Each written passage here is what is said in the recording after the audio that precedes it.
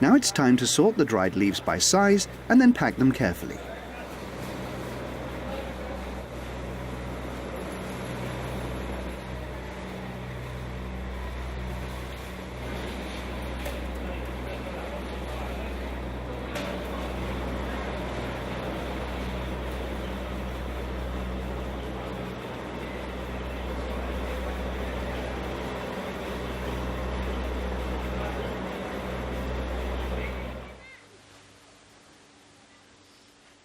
In Darjeeling, there are only 87 plantations to date, and each one of them is different.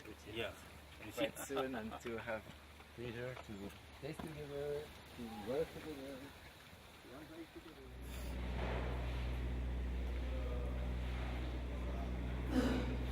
At every estate, François Xavier tastes and evaluates the teas that have just been processed.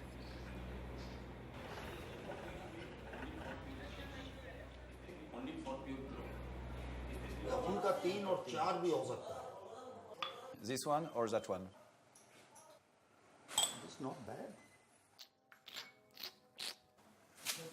100% you can't make sure. Yes, but you have to improve. Everybody in tea. Yeah, we are improving.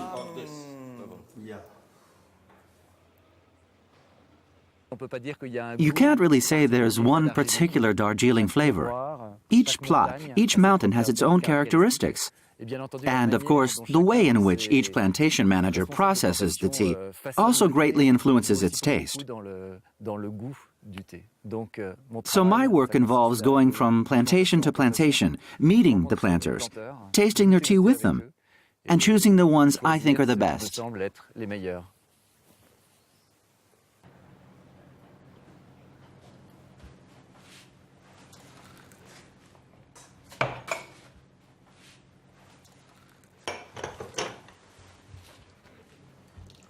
The first flush can have complex aromas spanning from flowers to fruits and aromatic plants with an almondy note. You collect from a Different lower elevation. elevation. The taste has a delicate hint of acidity and bitterness. No wonder it's called the champagne of teas. Let's try. It is a very expensive tea, and François Xavier must decide if he should buy it now or wait for the next harvests, which could be cheaper. This tea is sold in lots of no more than 100 kilos, and there are not many more than 20 buyers across the planet. I tasted samples of Richiat, Suma, and Pudabong, but I didn't find them wildly exciting. On the other hand, I tasted a very, very good North Tukvar. I managed to buy it, which I'm very happy about, as at the moment there are very few teas growing in Darjeeling on account of the drought. The date is around the 10th of March, so it's extremely rare to have so little choice for the first flush of each of the gardens.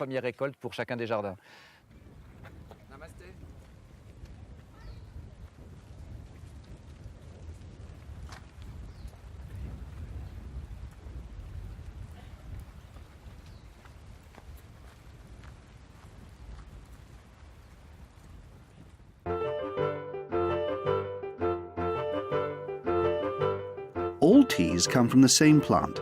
The differences come from the way the tea is processed. The various methods, which have not changed for hundreds of years, determine the different marks of origin. The leaves can be wilted, rolled, cut, shredded, curled, steamed or heated over an open fire. It is this process known as oxidation or fermentation that transforms tea, making each one different.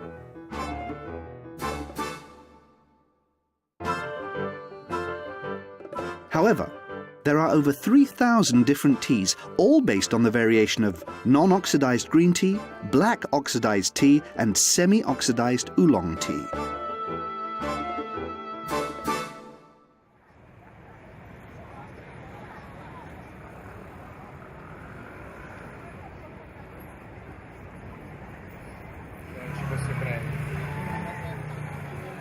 On the island of Taiwan, known in tea lingo as Formosa, tea is both a modern beverage and a great tradition.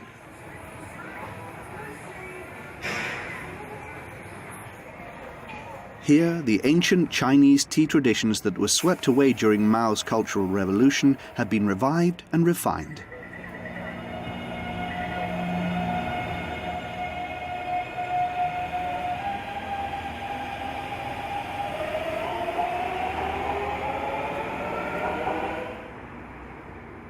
Chi Yung-hsien calls himself Tea Parker.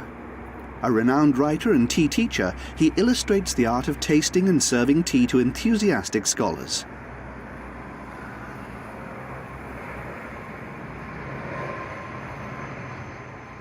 Today, he's teaching the Gong Fu Cha ceremony. According to Chinese tradition, everything must be done simply to taste the tea at its best.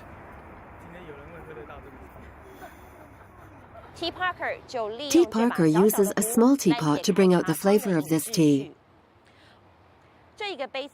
He adds water and leaves it to brew. The cups hold 20 centiliters. The brew is tasted 3 times. For the Gong Fu method, 2 trays are used, one for the teapot, the other for the cups.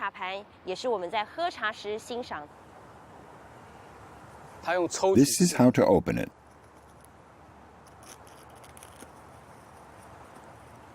So the precious light can enter. See? I place a small amount of tea into this cup. Oolong tea used to be selected very carefully.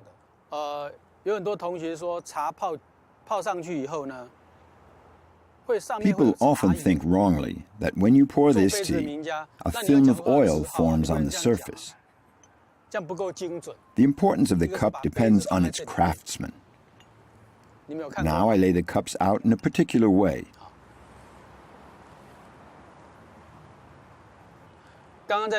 Have you ever seen it done this way? Then we add the tea like this. It's as though the leaves were blown by the wind. This method stimulates the imagination. It's as though I'm flying over the clouds.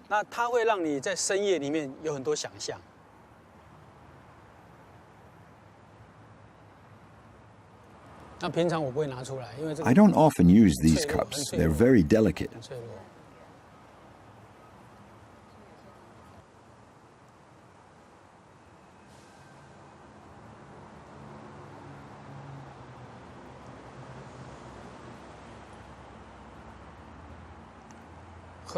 For these cups, we need 5 minutes. You must be able to experience the emotions. This tea is not old, but it has power.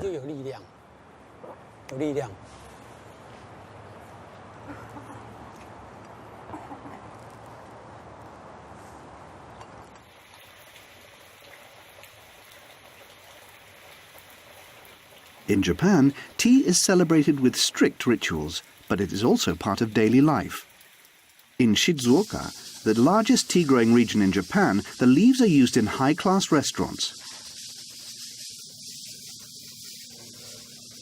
Norio Yagi, a well-known chef, has agreed to share a few of his secrets with us.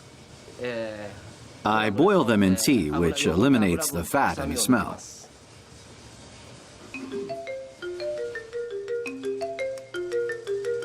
They have a bitter taste.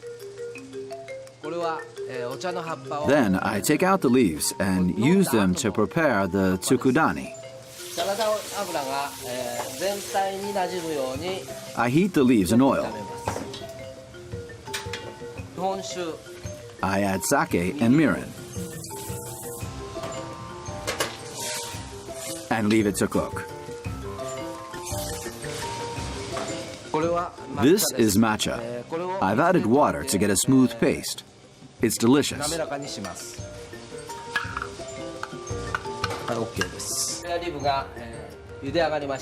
There, the pork chops are cooked.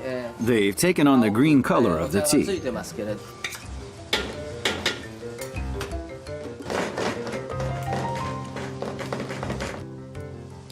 I add a little anko, a red bean paste, and leave it to cool.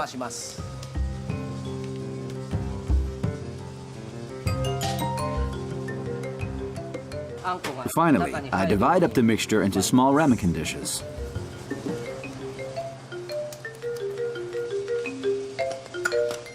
Finish.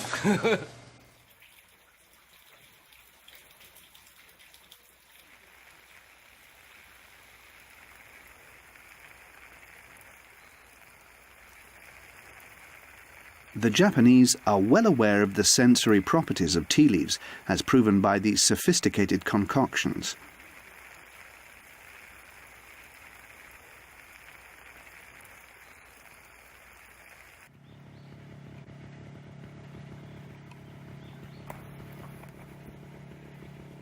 In Shizuoka, there are thousands of small